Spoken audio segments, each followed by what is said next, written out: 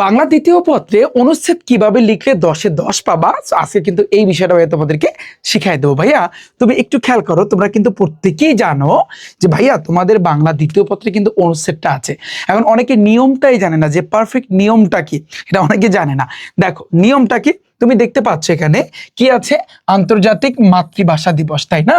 এখন এই অনুচ্ছেদটা ধরো তোমাকে লিখতে পারলো, এখন গদবাদা শুধু লেখলি হবে, রচনার মতো লেখলি হবে না ভাইয়া।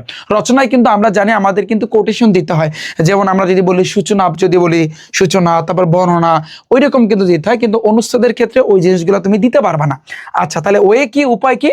অনুচ্ছেদ লেখার নিয়মে আমি যদি বলি, পুরো অনুচ্ছেদ একটি মাত্র প্যারায় লিখতে হবে, অর্থাৎ কোনো এখানে পার্ট বাই পার্ট থাকবে না, বা তুমি এতটুকু লিখলা আবার এখান থেকে ফাঁকা রেখে আবার নিচ থেকে লেখা শুরু করলা, এরকম কোনো প্যারা থাকবে না।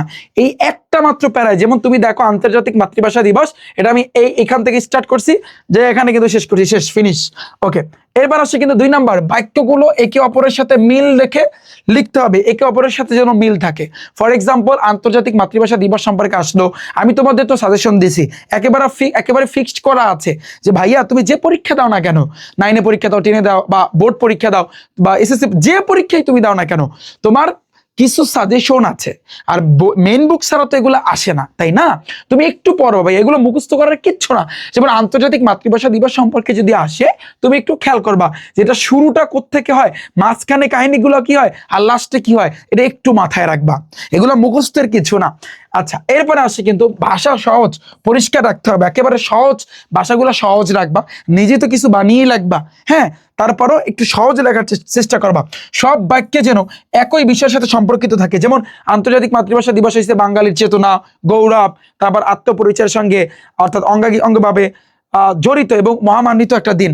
তারপর প্রতি বছর এই যে আমি যদি বলি যে 21শে ফেব্রুয়ারি বিশ্বব্যাপী কিন্তু গভীর শ্রদ্ধা ও মর্যাদার সাথে কিন্তু এই দিনটা পালন করা হয়, আন্তর্জাতিক মাতৃভাষা দিবস কিন্তু বলা হয়, তাই না, 21শে ফেব্রুয়ারিকে। তো প্রত্যেকটার সাথে যেন প্রত্যেকটা কি থাকে, মিল থাকে। হ্যাঁ, তারপর দেখো একই কথা বারবার না লিখে সংক্ষেপে সুন্দরভাবে লিখতে হবে। অনেকে যেটা করে, এক কথা আবার লাগে, মানে এই একটা লাইন লিখছো, ওই কথাটা আবার লাগছো, এটা করলে কিন্তু ভাইয়া হবে না। এবং ট্রাই করবা 2টা পৃষ্ঠার ভিতরে লেখার জন্য। এবং আরেকটা বিষয়, ফর এক্সাম্পল ধরো এটা তোমার হচ্ছে কিন্তু একটা পেপার, সাপোজ এটা পেপার, এবং এই পেপারে তুমি মার্জিন টানবা সুন্দরভাবে, এবং এখানে টাইটেলটা লিখতে হবে কি, আন্তর্জাতিক মাতৃভাষা দিবস, অর্থাৎ তোমার এই অনুচ্ছেদে যেটা আসবে ওইটা তোমার টাইটেলে লিখবা। এবার একটা দাগ দিবা, যেটাকে আমরা বলে থাকি শিরোনাম। তারপর তুমি সুন্দরভাবে ভাইয়া লেখা শুরু করবা, সুন্দরভাবে। তুমি যদি অপর পৃষ্ঠায় যাও কোনো সমস্যা নাই, তবে হাতের লেখাটা সুন্দর যেন হয়। হাতের লেখা সুন্দর হইলে একেবারে ভাইয়া 10-এ 10 দিবে, একেবারে চোখ বুঝে 10-এ 10 দিবে, নাইলেই কিন্তু ভাইয়া তোমার ঝামেলা হবে। তো আমি আশা করছি তোমরা প্রত্যেকে বুঝতে পেরেছো। এই ছিল অনুচ্ছেদ। এবং তোমরা কিন্তু জানো আমার ইউটিউব চ্যানেলে অলরেডি তোমরা এই যে তোমাদের বাংলা দ্বিতীয় পত্রে 6 রকমের চিঠি আছে, মানপত্র, আবেদনপত্র, ব্যবসায়িক ক্ষেত্রে, সংবাদপত্রে। তো আমি আশা করছি ওই ক্লাসটা তোমরা প্রত্যেকে দেখেছো, যারা দেখোনি ইউটিউবে গিয়ে রিফাত একাডেমি লিখে সার্চ দাও, তোমাদের জন্য ভাই এখানে প্লে লিস্ট আছে, তো প্লে লিস্টে ক্লিক করলে তুমি ক্লাসগুলো দেখতে পারবা। তো আমি আশা করছি বুঝছো, যারা ক্লাস দেখোনি দেখে নিও। এবং তোমাদের জন্য সামনে বাংলা দ্বিতীয় পত্রের প্রত্যেকটা আইটেমের উপর আমি কিন্তু ভাইয়া ক্লাস নিয়ে আসতেছি, ঠিক আছে? তো দেখা হচ্ছে কিন্তু ভাইয়া তোমাদের সাথে। আল্লাহ হাফেজ।